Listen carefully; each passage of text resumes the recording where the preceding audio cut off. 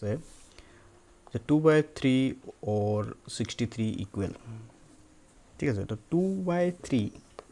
যে আছে এটো 63 মানে কি কৈছে এটো অর নহয় এটো অফ হ'ব এই যে অর যোনটো আছে না এটো মই অফ হ'ব এটো মানে হবিয়াত যদি ক 3/2 ৰ বুলি ক'ব পাৰি 63 সমান কিমান হ'ব তো এটো সোৱা একদম ইজি ম্যাথছ আমি এটো ক্যানসেল কৰি দিম ইয়াত মানে কটাকটি 3 ৰে কাটলে কিমান হ'ব 3 2 6 3 1 3 ঠিক আছে এটা মোৰ থাকিলে কিমান 2 থাকিলে আৰু এফালে কি থাকিলে 21 তো 2 আৰু 21 যদি মই পূৰণ কৰি দিও 2 গুণ কিমান হৈ গ'ল 2 আৰু 2 গুণ কিমান হৈ গ'ল 4 তো আমাৰ आंसर কি হ'ব 42 আমাৰ কি হ'ব आंसर হ'ব ঠিক আছে নেক্সট কোৱেশ্চনটো আমি চাও কি দিয়া আছে এই question was simplest form of 16/36 simplest form মানে কি সাধাৰণ আৰহি যোনটো আছে মানে হৰু কৰিব লাগে মানে কটাকটি কৰিব লাগে তো কেনেকৈ হ'ব এটো যদি 4 ৰে কাটো কিমান হ'ব 4 4 গুণ 16 4 9 গুণ কিমান 36 তো আমাৰ आंसर হ'ব 4/9 তো 4/9 কোড আছে অপশন নাম্বার এ ঠিক আছে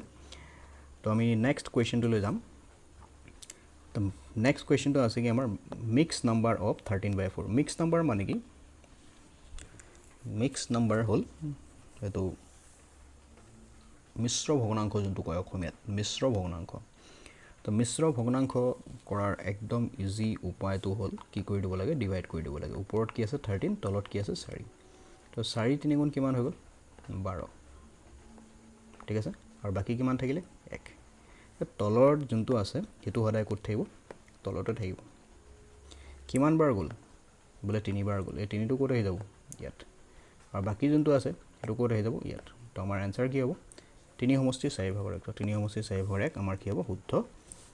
উত্তৰ হ'ব আশা কৰো সকলোৱে ভিডিওটো বুজি পাইছে অংকটো বুজি পাইছে না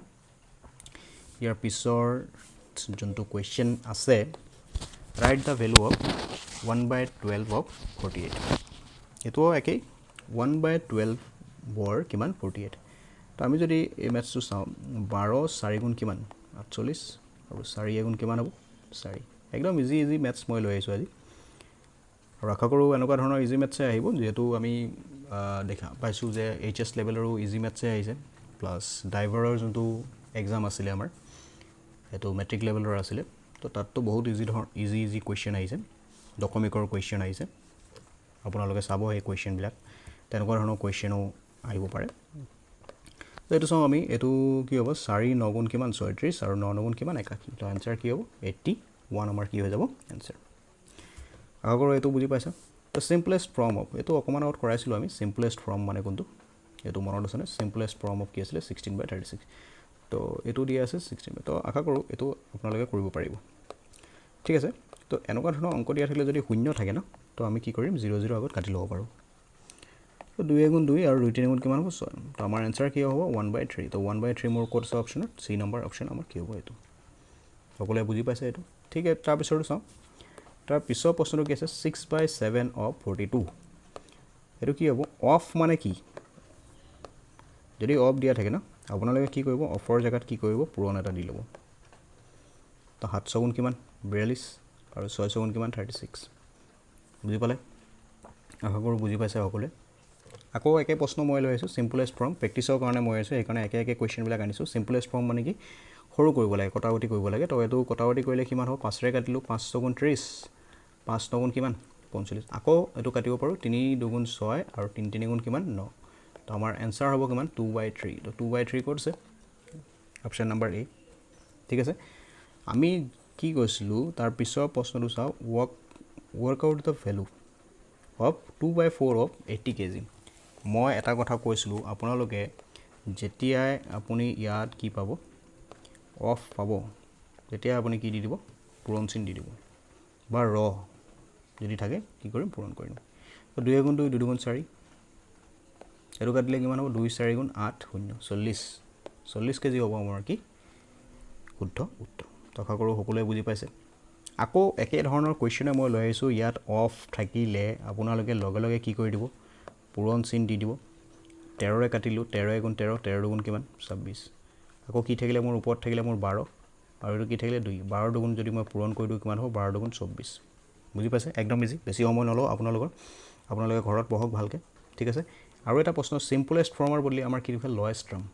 মানে কটাকটি কৰিব লাগে মই কি কৈছিলোঁ শূন্য থাকিলে সদায় কি কৰি দিব কাটি দিব 8ৰে কাটিলে কিমান হ'ব 4ৰে যদি কাটো 4 দুগুণ 8 4 3 গুণ কিমান 12 তো কি দেখা পাইছোঁ ওপৰত 2 তলত 3 তো দুভাগৰ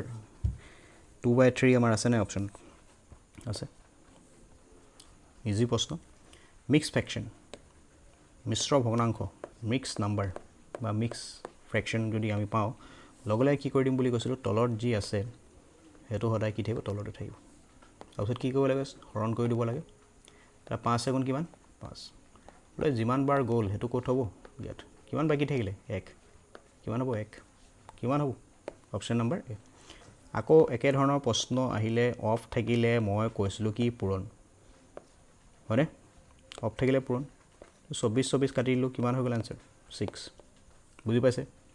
আশা কৰোঁ সকলোৱে বুজি পাইছে তো আজি ভিডিঅ'টো বৰ বেছি দীঘল কৰি নাথাকোঁ ইমানলৈকে মই আজি ভিডিঅ'টো কৰিলোঁ তো ইয়াৰ পিছৰ ক্লাছত আমি অকণমান আমি টান কুৱেশ্যনবিলাক লৈ আহিম ঠিক আছে আশা কৰোঁ সকলোৱে এই ভিডিঅ'ত বুজোৱা অংকখিনি বুজি পাইছে